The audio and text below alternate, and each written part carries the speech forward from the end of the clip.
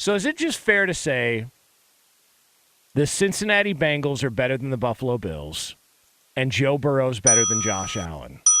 Just simply put, that's it. So he's far. different. Yeah. He's different. Because, I mean, here's what I'll say about, like, the comparison between the two. Because, you know, like we do work or, you know, calls with different people and stuff. People are like, pick one. Joe Burrow or Josh Allen. You got to pick one. I'm like, dude, they're so different. Like, they really are. Allen has these extraordinary skills, this rocket arm, and this ability to run around and be physical and create stuff downfield.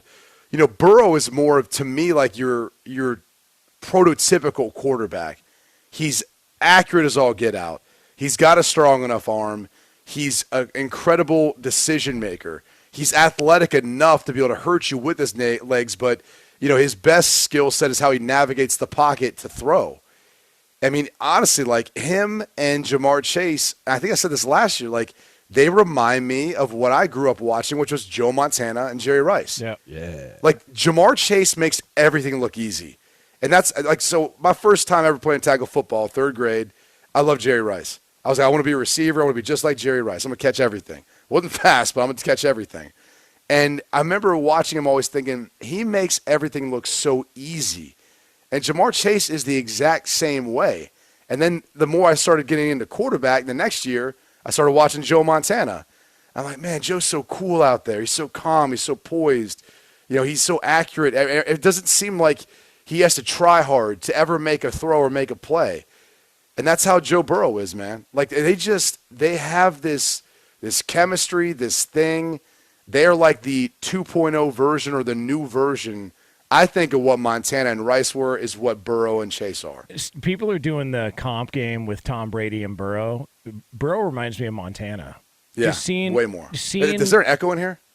Well, no. It did seem like it was an echo. Is there echo in like here? a 2-second delay. But no, as far as the comp goes, I saw people What was the throwing out comp? the Tom Brady to Joe Burrow. Oh, but I thought you were going to say Joe Montana. I thought I heard Joe he Montana. reminded me. Can you believe he reminds me of Joe Montana? Joe Montana? Yeah. Is there an echo in here? Believe it or not. Was I on mute for the first 2 minutes of this? What just happened? It almost like reminds me of Joe Montana and Jerry Rice. You know, Jamar Chase and then, when you saw that game Joe yesterday, when you watched that game yesterday, yeah. What a revelation. Did it make you think about Joe Montana and Jerry Rice? You know, if we're going to keep going down this road, I'll just say it reminds me of Steve Young. I mean, I'll pick another quarterback, right? So there's that. They did win a Super Bowl together. Yeah, that is true. Yeah, all right, so because when I'm watching Burrow, it reminds me of Steve Bono. Oh, and so, wow. Wow. But when you watch the game yesterday, Burrow never seemed rattled, never seemed bothered, but Josh Allen did.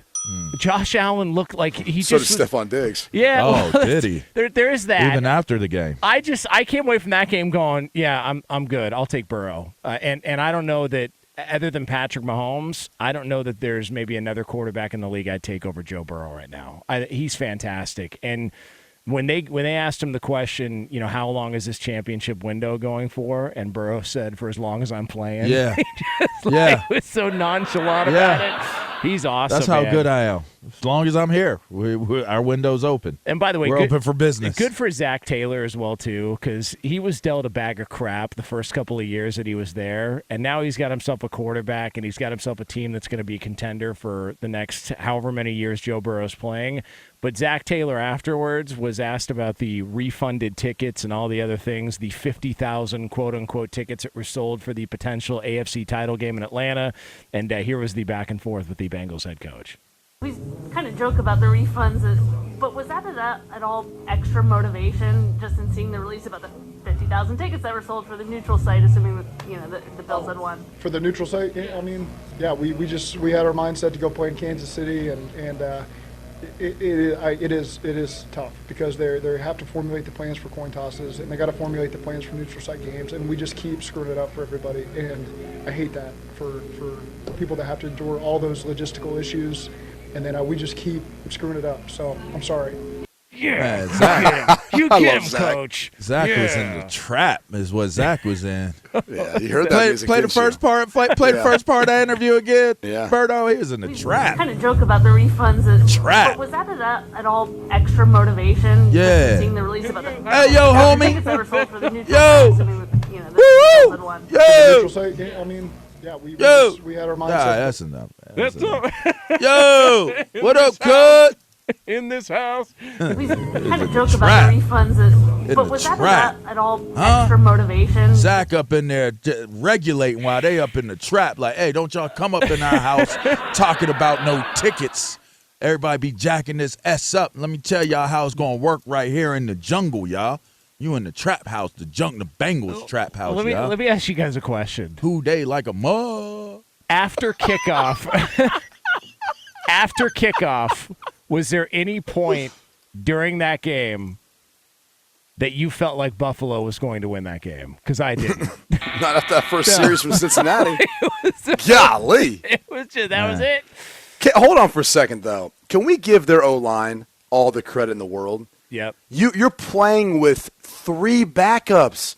Crazy. I mean, Jackson Carman, who, may be better off as a tackle now the way he's been playing. First start. But Jackson Carman, coming in playing left tackle for Jonah Williams, you look at Adeniji, the way they stepped up, and at times there's a reason why they weren't starting. I'll just put it that way. Like at times they had displayed why they were backups, but when their team needed them the most, man, against a good defensive front, I know it didn't have Von Miller, and he's no doubt a difference maker, but that's still one of the better defensive fronts. Man, they were the more physical team. They ran the ball down their throats. Mixon had, over 100 yards himself just rushing? Yeah. I mean, when they wanted to run, they ran. That was an impressive performance. I did not think we were going to come away from that game talking about the offensive line of the Bengals. But because it was such a question mark and people thought it was going to be a weak point, it was crazy to me to see how well they allowed Cincinnati to operate throughout the entire course of that game. So credit to those guys, man. Credit to the big boys up front. That's a fine team, the Buffalo Bills. That's a fine team. That's not like and listen, I don't want to seem like I'm piling on, but I'm just this is realistic, right?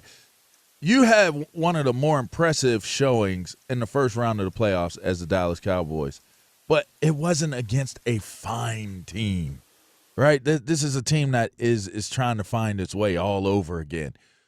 This Buffalo Bills team was a fine team in their home stadium.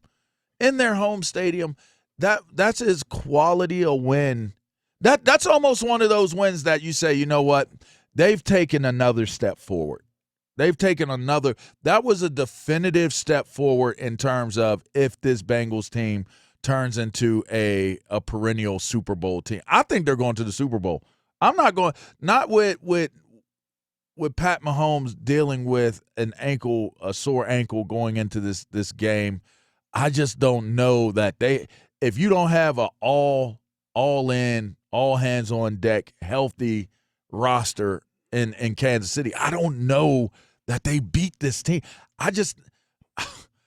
I think the 2 best teams going into this championship weekend is, and I find it to be debatable on the NFC side. I don't know that I find it so much more debatable outside of Patrick Mahomes and Travis Kelce. I don't know if they have enough I can't believe I'm saying it. I don't know if Kansas City has enough to deal with Cincinnati. Not with Mahomes less than 100%. And there's no way in hell Patrick Mahomes is anywhere close to being 100% next week.